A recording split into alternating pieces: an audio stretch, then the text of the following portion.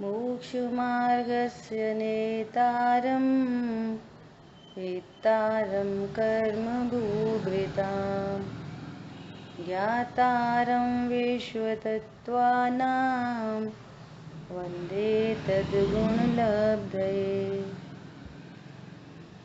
तत्वार्थ सूत्र जी ग्रंथ अध्याय 1 सूत्र नंबर 16 पर अपनी चर्चा चल रही है।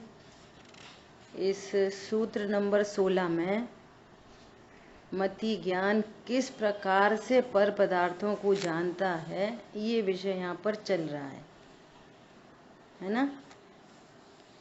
तो कल तक अपनी बात हुई कि जिसको ये कहा जा रहा है कि ये पुद्गल का ज्ञान है, वो ज्ञान पुद्गल का नहीं, आत्मा का ज्ञान है। इसका अर्थ ये है कि कुछ भी ज्ञान में जानने में आए, इससे कोई फर्क नहीं पड़ता। जानना ये है कि मैं आत्मा हूँ, मैं जानने वाला हूँ। ये यहाँ पर अपने को मैसेज है, ठीक है। अब इस सूत्र में बहुत विस्तार से जो चर्चा की गई है कि ये जो मति ज्ञान है, ये पांचों इंद्रियों छठवें मन के माध्यम से होता है। तो पांचों इंद्रिय के माध्यम से ये बहु, एक, बहुविध, एक वेद, क्षिप्र, अक्षिप्र, ये कैसे होता है, इसकी यहाँ पर चर्चा की गई है, ठीक है। अब चूंकि विषय बहुत लेंदी है और थोड़ा सा टिपिकल भी हो सकता है, इसलिए अपन अब इसकी आगे की व्याख्या को छोड़ते हैं, ठीक है। और आगे जो सूत्र नंबर 17 है, इस सूत्र नंबर 17 की अपन चर्चा करेंगे अब। और किसी को यदि स्वाध्याय करनी हो तो वो इन पेजों का स्वाध्याय खुद से कर सकता है, ठीक है। आज अपन चर्चा करेंगे सूत्र नंबर 17। देखो सूत्र नंबर 17 में क्या कह रहे हैं, अर्थस्य। अर्थस्य मतलब अर्थ मतलब वस्तु, पदार्थ। इसकी टीका बहुत सुंदर है, जितनी अभी अपन ने चर्चा समझी है, और यहाँ पर विषय बहुत स्पष्ट होगा। देखो अर्थस्य क्या कह रहे हैं, अर्थस्य के ऊपर एक बोल्ड लेटर्स में लिखा है कि उपरोक्त अवग्रह आदि के विषयभूत पदार्थ भेद किसके हैं। तो भैया ये भेद अर्थों के हैं, वस्तु है ऐसी, तो जिस प्रकार से मति ज्ञान उसको जानता है। तो कह रहे हैं उपरोक्त 12 अथवा 288 288 भेद पदार्थ के अर्थात द्रव्य के, वस्तु के हैं। जैसे पेंसिल को जाना, तो किसको जाना, कह रहे पेंसिल को। तो पेंसिल एक वस्तु है, पदार्थ है, ज्ञान उसको जानता है, ठीक है, ऐसा। तो ये 12 और 288 भेद, ये क्या चक्कर है, ये चक्कर ये है कि जो 12 भेद कहे ना, बहु, बहुविध, एक, एक वेद, अनिश्रित, क्षिप्र, अनुक्त, उक्त, ये जो सारे भेद कहे ना 12 को 12 में लगाना है अवग्रह, ईहा, अवाय, धारणा, 12 × 4।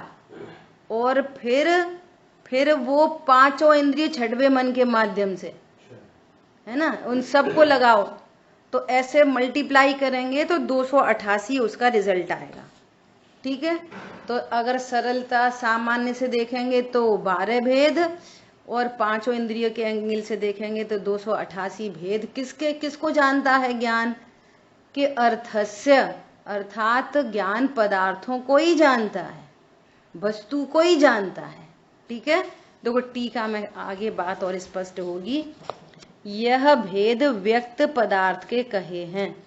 अव्यक्त पदार्थ के लिए अब 18वां सूत्र कहा जाएगा आगे। यदि कोई कहे कि रूपादि गुण ही इंद्रियों के द्वारा ग्रहण किए जा सकते हैं, बहुत महत्वपूर्ण टीका है, बहुत समझने जैसी है, गंभीरता से समझने की कोशिश करेंगे। एक्चुअली ये बातें कभी सुनी नहीं है ना, तो ऐसा लगता है कि ये क्या पढ़ रहे हैं, कठिन पड़ता है, लेकिन उपयोग लगाएंगे तो सरल हो जाएगा। एक पेपर देता है, बच्चा कहता है नंबर कितने आए कि 30, क्यों आए, पेपर कठिन था, और एक बच्चे के नंबर आए 70, तो भैया पेपर कैसा था कि सरल था। तो जिसको आता नहीं है तो कठिन कहते हैं, समझ में आ जाए तो सरल है। तो अपन समझने का प्रयास करेंगे, ठीक है। रूपादि गुण ही इंद्रियों के द्वारा ग्रहण किए जा सकते हैं, इसलिए रूपादि गुणों का ही अवग्रह होता है, न कि द्रव्यों का। सुनना बहुत गंभीरता से, क्या कह रहे हैं। 5 इंद्री के माध्यम से, जैसे मान लिया स्पर्शन इंद्री है, तो स्पर्शन इंद्री के माध्यम से क्या जानने में आएगा, ठंडा, गरम, रूखा, चिकना, कड़ा, मुलायम। तो ये रूखा, चिकना, कड़ा, मुलायम, ये क्या चीजें हैं, ये बोलो। पुद्गल द्रव्य, भाई साहब सुनना ध्यान से। पुद्गल द्रव्य और द्रव्य में रहने वाले गुण। तो पुद्गल में कौन से गुण रहते हैं, स्पर्श रस गंध वर्ण, ठीक है। अब स्पर्श गुण की पर्याय हैं ठंडी, गरम, हल्की, भारी। तो स्पर्शन इंद्री के माध्यम से वो ठंडा, हल्का, भारी जानने में आ रहा है, तो पर्याय जानने में आ रही हैं। तो यहाँ पर कह रहे हैं कि पर्याय जानने में आ रही हैं, द्रव्य कहाँ जानने में आ रहा है। प्रश्न समझ में आया, बोलो कौन दोहराएगा इस बात को। इंद्रियों के माध्यम से पर्याय जानने में आती है, द्रव्य जानने में। हाँ जी, एक बार और रिपीट कर दीजिए। हाँ, श्रुति आपको समझ में आया, बोलो। श्रुति को समझ में आया,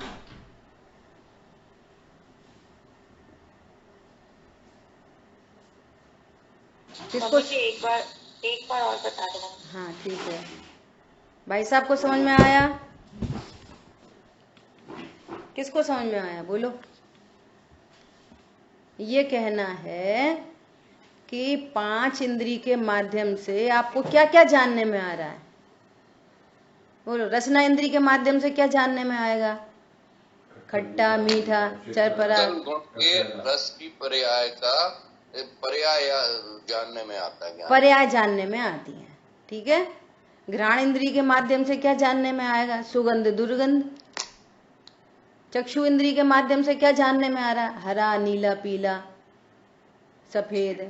और आकार, आकार चक्षु इंद्री के माध्यम से आकार समझ में आ रहे हैं, शेप, साइज समझ में आ रही है चक्षु इंद्री के माध्यम से।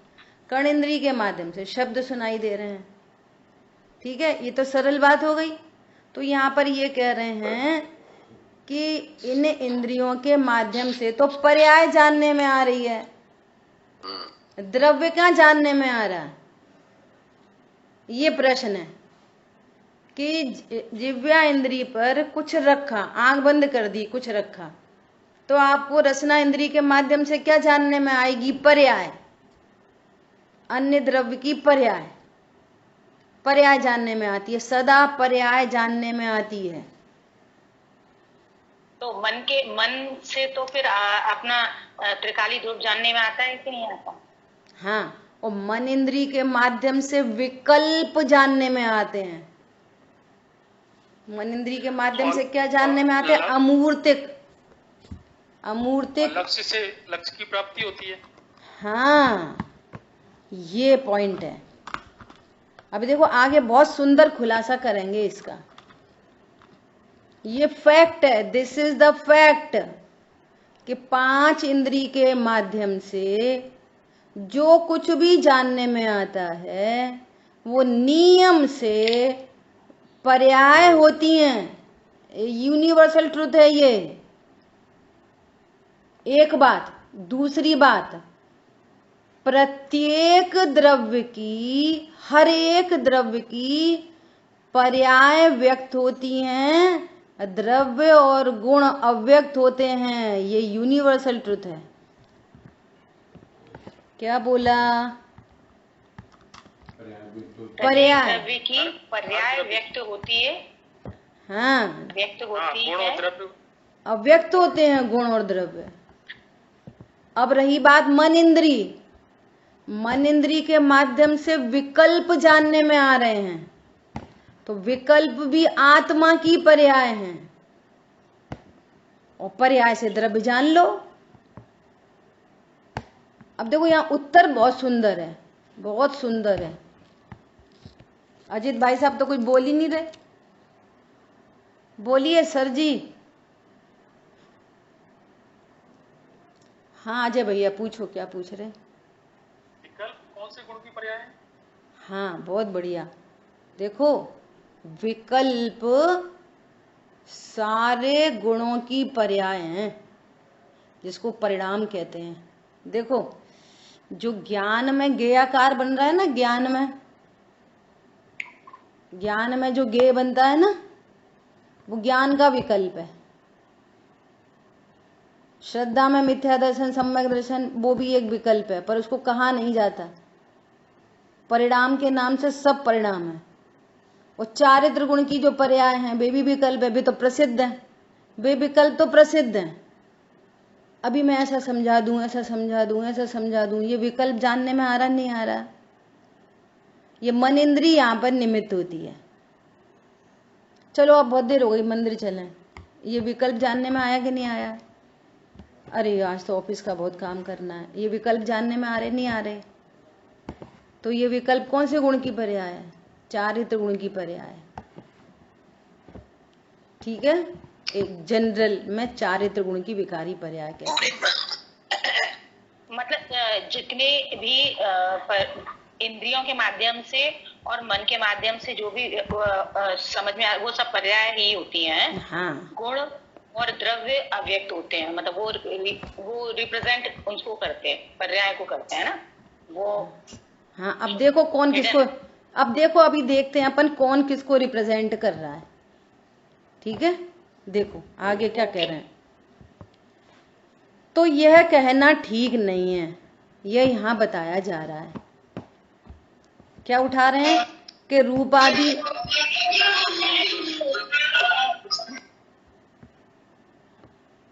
रूपादि गुण ही इंद्री के द्वारा ग्रहण किए जा सकते हैं, इसलिए रूपादि गुणों का ही अवग्रह होता है, न कि द्रव्य का। हमें तो अवग्रह किसका हुआ? पर्याय का। द्रव्य का अवग्रह तो हुआ नहीं। सो कह रहे हैं यह कहना ठीक नहीं है, ये यहाँ बताया जा रहा है। सूत्र क्या है? अर्थस्य, कि मति ज्ञान के द्वारा किसको जाना जाता है? कि अर्थ को, वस्तु को। तो कह रहे हैं वस्तु को कहाँ जान रहे हैं? हम तो पर्यायों को जान रहे हैं 5 इंद्री के माध्यम से। ठीक है, तो वो कह रहे हैं ये कहना ठीक नहीं। कैसे ठीक नहीं? अब बहुत गजब का आंसर है। इंद्रियों के द्वारा रूपादि जाने जाते हैं, यह कहने मात्र का व्यवहार है।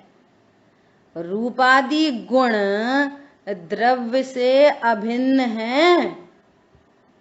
कोई रूपादि गुण कहीं और होते हों, द्रव्य कहीं और रहता है। मिठास कहीं और है, मिठास कहीं और है, चीनी कहीं और है। क्या बोल रहे हैं? वे अभिन्न होते हैं। मिठास कहीं और हो, चीनी कहीं और हो, ऐसा नहीं होता।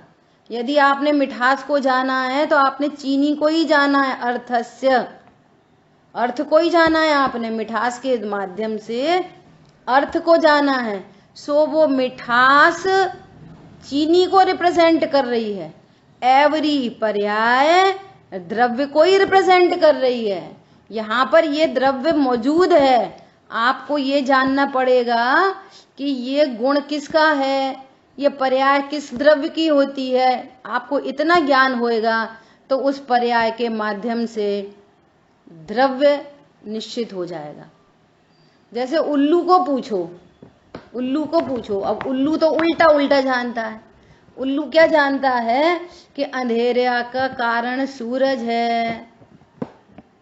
अब उसको पता ही नहीं है, उसको दिन में अंधेरा अंधेरा लगता है और सारी दुनिया बोल रही है सूरज निकल आया, सूरज निकल आया, तो वो क्या समझ रहा है कि सूरज तो निकल आया परंतु सूरज अंधेरा करता है। क्या कहा? तो उसके ज्ञान में जो विपरीत बात प्रसिद्ध है तो उसकी प्रसिद्धि करेगा।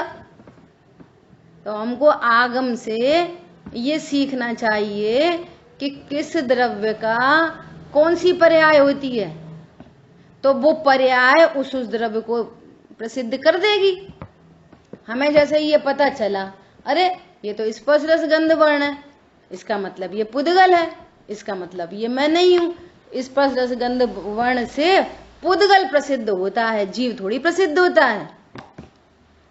ओहो, इनको मैंने जाना, मैंने जाना, तो जानना प्रसिद्ध हो रहा है। तो जानना किसको प्रसिद्ध कर रहा है? आत्मा को प्रसिद्ध कर रहा है। भगवान ने बताया है कि जहां पर जानना होता है वो आत्मा होती है, क्योंकि जानना और आत्मा अभिन्न है, अभेद है। जानना कहीं और हो और आत्मा कहीं और हो, ऐसा नहीं होता। समझ आई बात? मिठास कहीं और हो, चीनी कहीं और हो, ऐसा नहीं होता। खारापन कहीं और हो, नमक कहीं और हो, ऐसा नहीं होता। यदि आपको खारापन जानने में आया है, इसका मतलब अर्थस्य यहाँ पर नमक नाम का द्रव्य मौजूद है। दाल में सारे मसाले घुले हुए हैं, ऐसे आंखों से दिख नहीं रहे, लेकिन एक स्पून रखी जिह्वा इंद्री पर और अरे इसमें नमक तो बहुत है, ये तो कोई बोलता नहीं है कि खारापन बहुत है। स्वाद में आ रहा है खारापन, और नमक नामक द्रव्य और गुण उसके तो अव्यक्त हैं, लेकिन खारापन नमक को प्रसिद्ध कर देता है, पर्याय द्रव्य को रिप्रेजेंट कर देती है।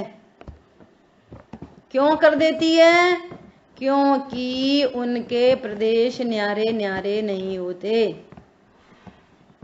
समझ आ गई बात? ऐसा कह रहे हैं, देखो, रूपादि गुण द्रव्य से अभिन्न हैं, इसलिए ऐसा व्यवहार होता है कि मैंने रूप को देखा, मैंने गंध को सूंघा, किंतु गुण पर्याय द्रव्य से भिन्न नहीं है, इसलिए पदार्थ का ही ज्ञान होता है। ज्ञान होता है पदार्थ का, और तुम समझ रहे हो ज्ञान हो रहा है पर्याय का। तो तुम पर्याय को ही प्रसिद्ध करोगे तो मिथ्या दृष्टि बने रहोगे, और पर्याय के माध्यम से द्रव्य को प्रसिद्ध करोगे तो सम्यक दृष्टि बन जाओगे। आई बात ख्याल में? ऐसे ही जो मन इंद्री के माध्यम से विकल्प उत्पन्न हो रहे हैं, भले ही वो विकार रूप हैं, चारित्र गुण की विकारी पर्याय हैं, लेकिन ये विकारी पर्याय भी द्रव्य के बिना नहीं होती।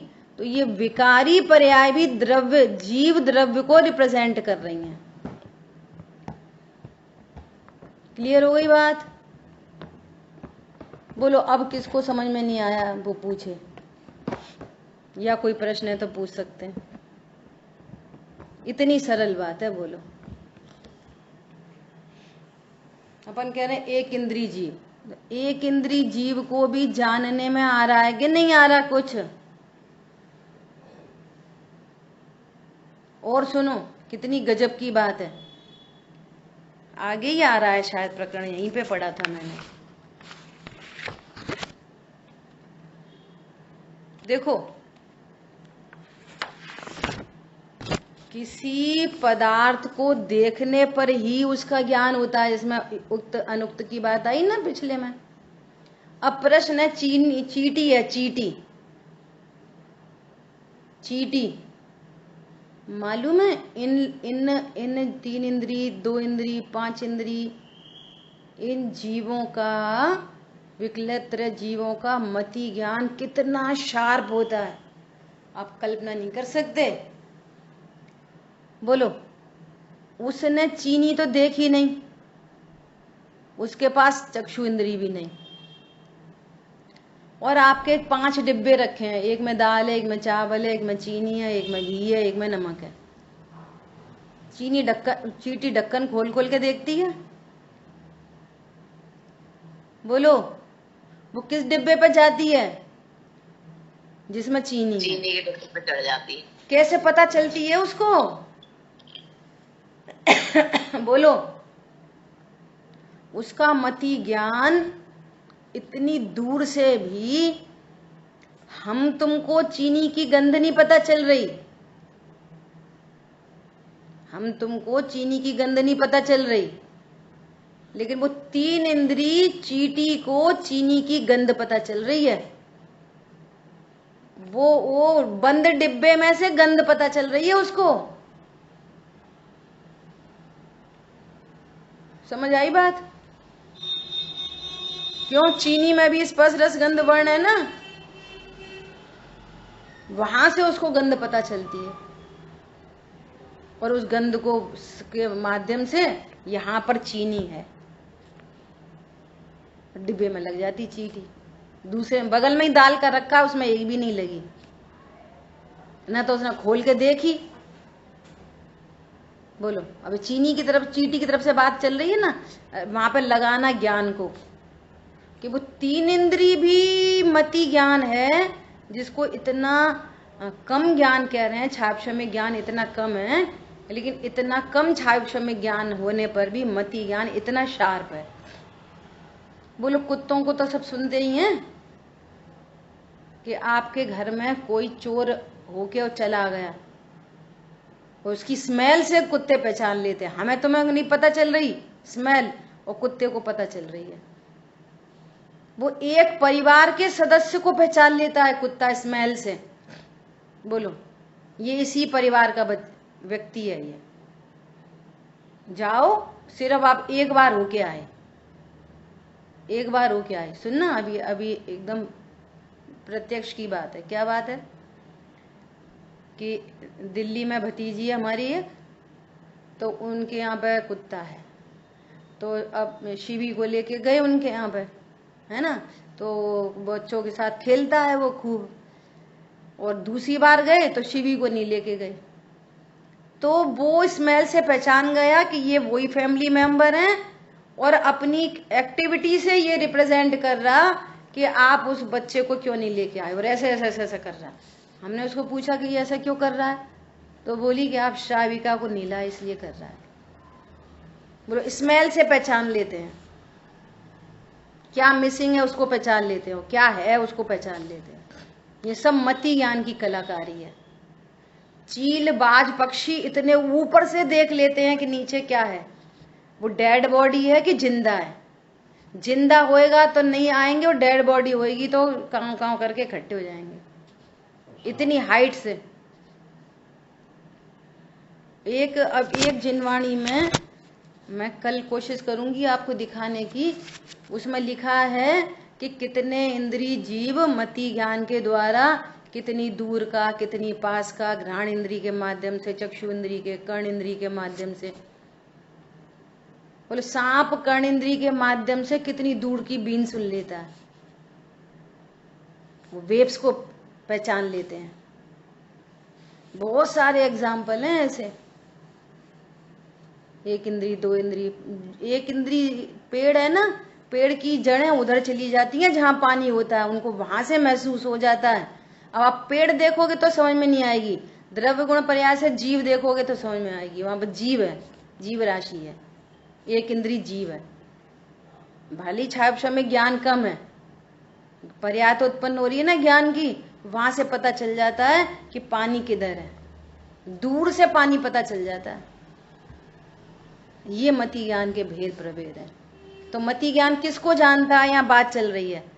मति ज्ञान आफ्टर ऑल द्रव्य को ही जानता है, ये कह रहे हैं। अर्थस्य, मति ज्ञान के द्वारा पदार्थों को ही जाना जाता है, वे कह रहे हैं कि 5 इंद्रिय के माध्यम से तो हम पर्यायों को जानते हैं, मन इंद्रिय के माध्यम से विकल्पों को जानते हैं, वस्तु को कहाँ जानते।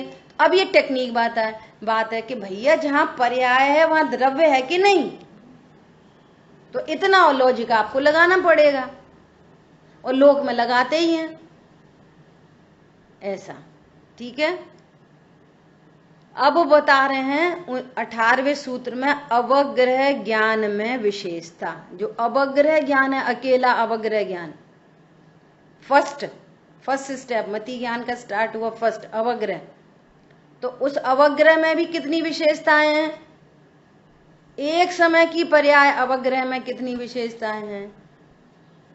देखो ये अपना स्वरूप चल रहा है, ये मेरी बात है, मेरी ज्ञान की पर्याय ऐसी है, और अपनी महिमा आए, जानने वाला मैं हूं, महिमा आती है, ये कितना सुंदर, वो कितना सुंदर, वो कितना सुंदर, ये कितना खराब, वो। अरे ज्ञान सुंदर है कि वस्तुएं सुंदर हैं?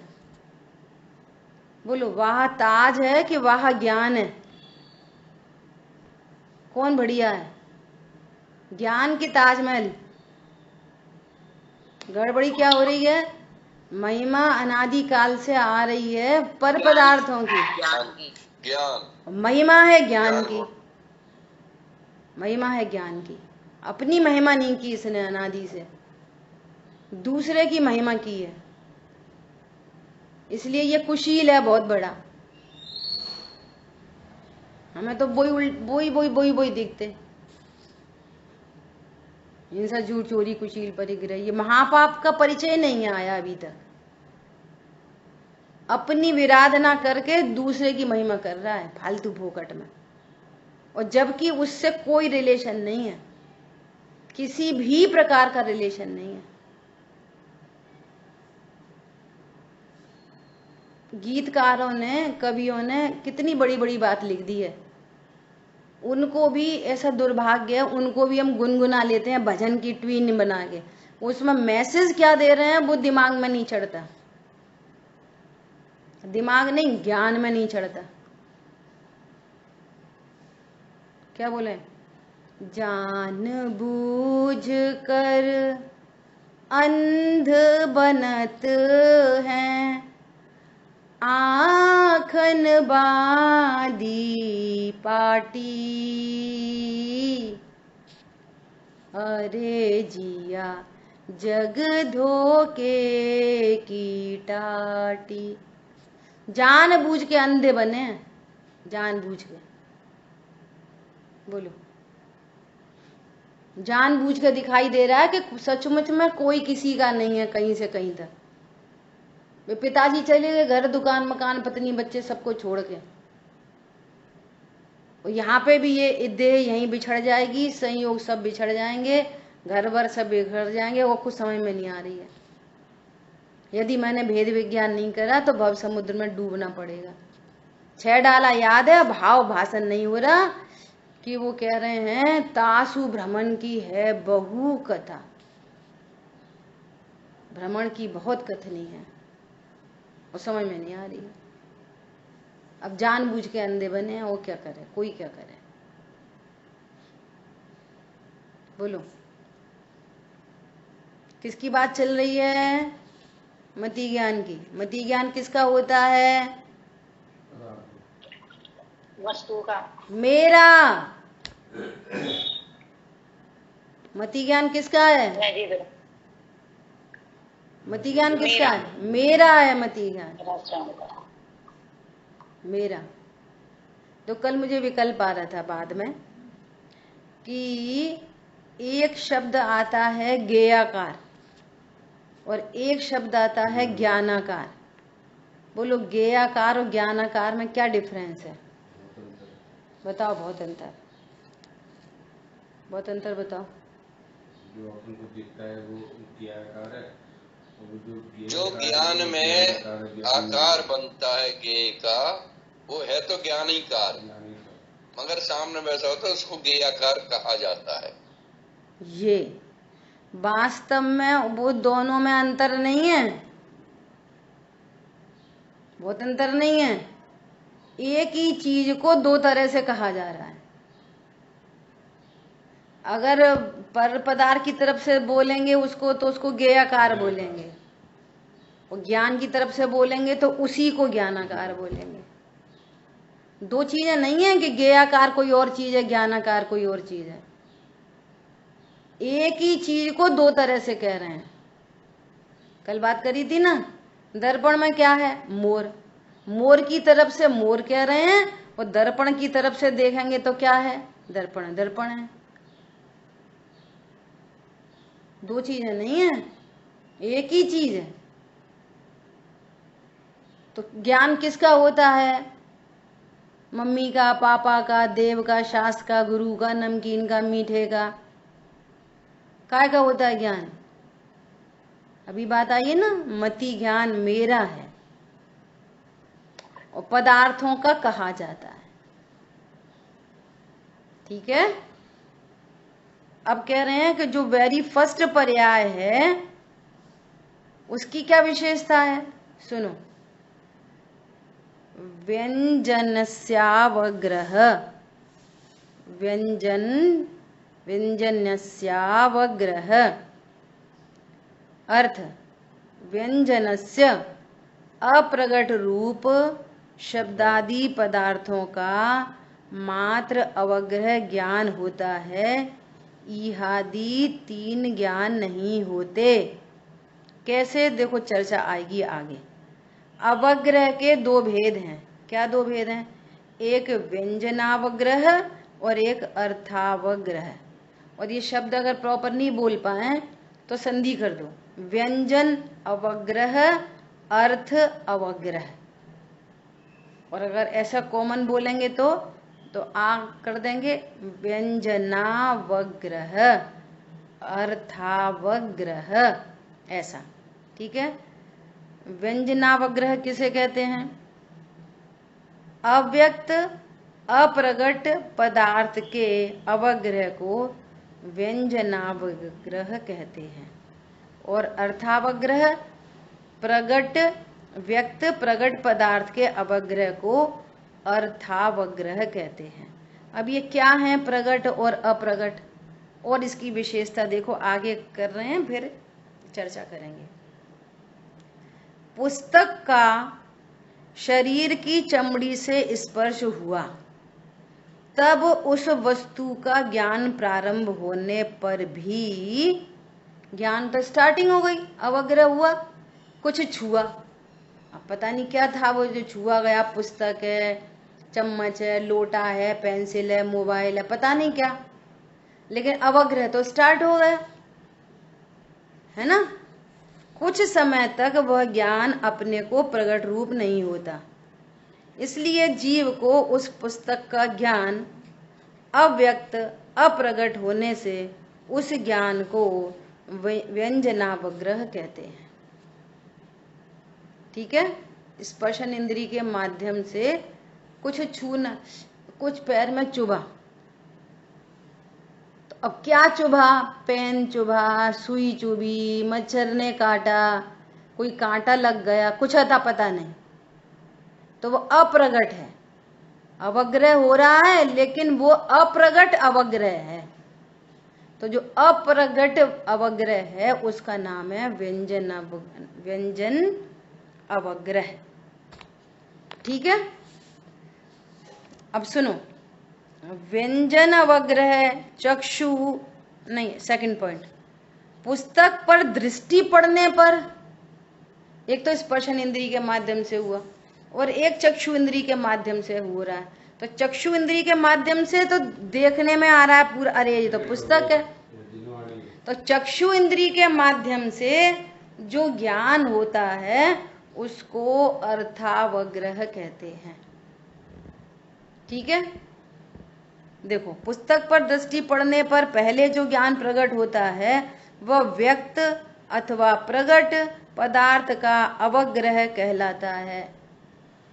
ये व्यक्त हो रहा है, नेत्र इंद्रिय के माध्यम से व्यक्त हो रहा है, और अन्य इंद्रियों के माध्यम से व्यक्त नहीं हो रहा।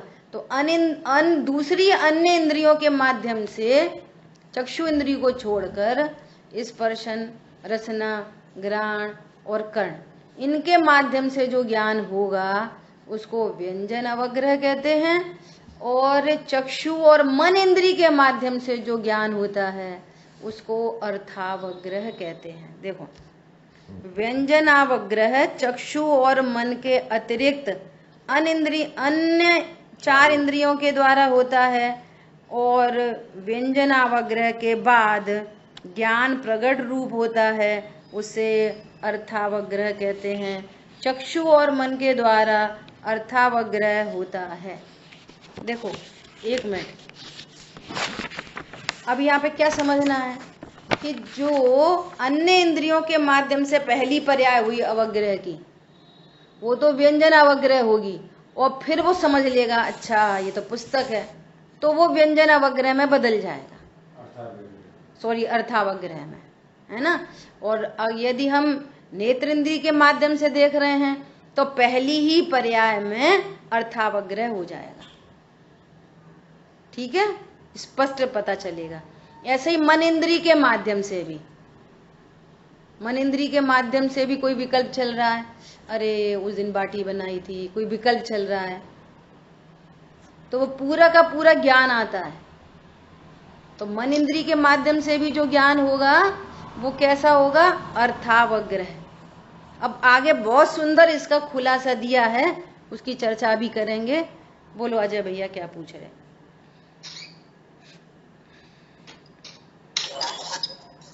थोड़ा सा डाउट था, पर वो डाउट क्लियर हो गया। वो केवली भगवान के लिए था, वो बाद में समझ में आ गया। केवली भगवान को तो ऐसा कुछ होता ही नहीं। हाँ, वे तो प्रत्यक्ष जानते हैं, उनको है मति ज्ञान ही नहीं है, उनको न मति ज्ञान है, न मति ज्ञान के कोई भेद प्रभेद है उनको, ऐसा। अब देखो, अव्यक्त का अर्थ बता रहे हैं, बहुत इंपॉर्टेंट बात बता रहे हैं अवग्रह के बारे में, अव्यक्त के बारे में। अव्यक्त का क्या अर्थ है कि अभी ऐसे स्पर्श हुआ और कुछ चुभा, तो वो अव्यक्त है, कुछ भी नहीं पता चला। नहीं, पता तो चला है, लेकिन हमें स्पष्ट नहीं पता चला। तो उसके लिए कितना सुंदर उदाहरण दे रहे हैं। जैसे मिट्टी के कोरे घड़े को पानी के छींटे डालकर भिगोना प्रारंभ किया जाए, तो थोड़े छींटे पड़ने पर भी वे ऐसे सूख जाते हैं कि देखने वाला उस स्थान को गीला हुआ नहीं कह सकता। तथापि युक्ति से तो वह भीगा हुआ है, वो बूंद कुछ काम नहीं आई, बेकार चली गई, बिल्कुल गीला नहीं हुआ, घड़ा हुआ है, लेकिन हमें नहीं पता चल रहा कितना गीला हुआ है। इस एंगल से उसको अव्यक्त बोल रहे हैं, लेकिन युक्ति न्याय से व्यक्त है। ठीक है, यह बात माननी ही होगी। इसी प्रकार कान, नाक, जीव और त्वचा, यह चार इंद्रियां अपने विषय के साथ भिड़ती हैं, तभी ज्ञान उत्पन्न होता है। इसलिए पहले ही कुछ समय तक विषय का मंद संबंध होने से ज्ञान होने का प्रारंभ हो जाने पर भी प्रकट मालूम नहीं होता। परंतु माँ कुछ हुआ ही नहीं, ज्ञान ही नहीं हुआ, ऐसा नहीं है, ज्ञान तो हुआ है, परंतु वो जानने में नहीं आया पूरी तरह से, इसलिए उसको अव्यक्त कह रहे हैं। ठीक है, तथापि विषय का संबंध प्रारंभ हो गया है, इसलिए ज्ञान का होना भी प्रारंभ हो गया है। यह बात युक्ति से अवश्य मानना पड़ती है। उसे उस प्रारंभ हुए ज्ञान को अव्यक्त ज्ञान अथवा व्यंजनावग्रह कहते हैं। ठीक है, अब व्यंजनावग्रह में विषय का स्वरूप ही स्पष्ट नहीं जाना जाता, तब फिर विशेषता की शंका तथा समाधान रूप ये आदि ज्ञान तो कहाँ से हो सकता है। इसलिए अव्यक्त का अवग्रह मात्र ही होता है, यह आदि नहीं होते। अब यही अवग्रह ज्ञान फिर कुछ समय के बाद ईहा में कन्वर्ट हो जाएगा, फिर अवाय में कन्वर्ट होएगा, फिर धारणा में कन्वर्ट होएगा, फिर कालांतर में भूलेगा नहीं, फिर स्मृति में आएगा, ऐसा। लेकिन पहली पर्याय में कुछ हुआ ही नहीं, ऐसा नहीं है। ये समझने की यहाँ पर बात है। अब देखो व्यक्त को क्या कह रहे हैं, व्यक्त का अर्थ मन तथा चक्षु के अर्थावग्रह भी हो सकता है। हाँ जरूरी हाँ है हाँ हाँ कि है ना, हो सकता है, डायरेक्ट हो सकता है। देखो क्या कह रहे हैं कि जैसे ये चर्चा आती है ना, हमें तो बहुत ही गुस्सा आ रही थी, फिर हमने सोचा कि रहने दो, फिर हमने कषाय सुधार ली। ये सारी कपोल कल्पनाएं हैं। जो पहली पर्याय उत्पन्न होती है ना क्रोध की, वो पहली पर्याय का तो यहाँ पे व्यंजनापग्रह होता है, पता ही नहीं चलती वो पर्याय, और एक झुंड निकल जाता है ना पर्यायों का, तब तो पता चलता है कि ये क्रोध है। अब जो हो ही चुका और उस संबंधी कर्म बंध ही चुके, तो अब तुम उसको क्या सुधार लोगे, सांप तो निकल गया, अब लाठी पीटने से क्या हो रहा है। एक एक सूक्ष्म समय, एक एक समय की पर्याय तो मति शुद्ध ज्ञान का विषय ही नहीं है। एक समय की पर्याय को तो जाना ही नहीं जा सकता। जैसे घड़े पे पानी के कुछ छींटे डाले हैं, हमको ऐसा लगेगा इसमें कहाँ छींटे डाले हैं, कोई पानी नहीं है इसमें तो, लेकिन हमको केवल ही परमात्मा के ज्ञान से पता चलेगा कि इस पर पानी डाला गया है और इसमें थोड़ी आर्द्रता है, भले ही हमें बिल्कुल नहीं पता चल रही, लेकिन है। समझ आई बात? दोनों बातें हैं, मति ज्ञान की पराधीन प्रवृत्ति और मति ज्ञान की शार्पनेस, दोनों बातें समझनी पड़ेंगी। ठीक है, एक समय की जो पर्याय होती है वो मतलब हमको समझ में नहीं, हाँ हमारे ज्ञान का विषय नहीं होती मति शुद्ध हमारे ज्ञान का विषय, हाँ, लेकिन वो ज्ञान ही नहीं होता। अरे पहले ही ज्ञान नहीं होगा तो दूसरे ज्ञान को दूसरे नंबर का कैसे बोलेंगे, फिर उसको ही पहला बोलेंगे। कि 5वें नंबर की पर्याय को 5 भी कैसे बोलेंगे, उसी को पहली बोलनी पड़ेगी अगर कुछ नहीं हुआ तो इतनी सारी पर्याय ज्ञान शून्य होता है क्या? ज्ञान कभी भी ज्ञेयाकारों से शून्य नहीं होता। ठीक है, ये सब समझने की बातें हैं, बहुत गजब की। व्यक्त का अर्थ क्या कह रहे हैं, मन तथा चक्षु के द्वारा होने वाला ज्ञान विषय के साथ संबद्ध स्पर्शित होकर नहीं हो सकता, किंतु दूर रहने से ही होता। 4 इंद्रियों का ज्ञान स्पर्श करते हुए होता है। जैसे जब तक रसना इंद्री पर भी प्रॉपर प्लेस पर वो वस्तु नहीं रखी जाएगी तो ज्ञान स्वाद नहीं आएगा।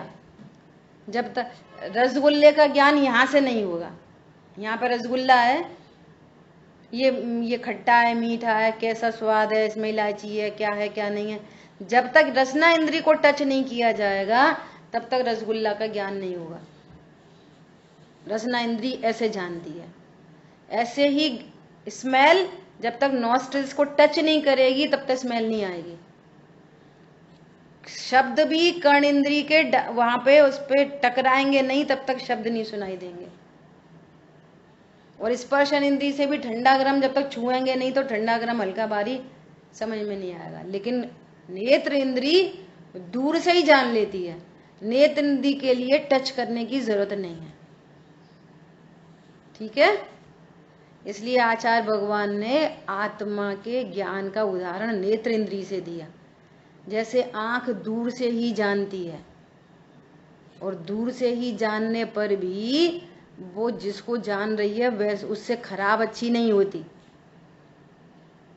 नेत्र इंद्री ने सुबह सुबह गंदगी देखी तो किसी ने आंख नहीं धोई कि आंख ने गंदगी देख ली, गोबर देख लिया, गंदगी देख ली, आंख खराब हो गई। और आंख ने सोना देख लिया, चांदी देख लिया, भगवान को देख लिया तो आंख बढ़िया हो गई।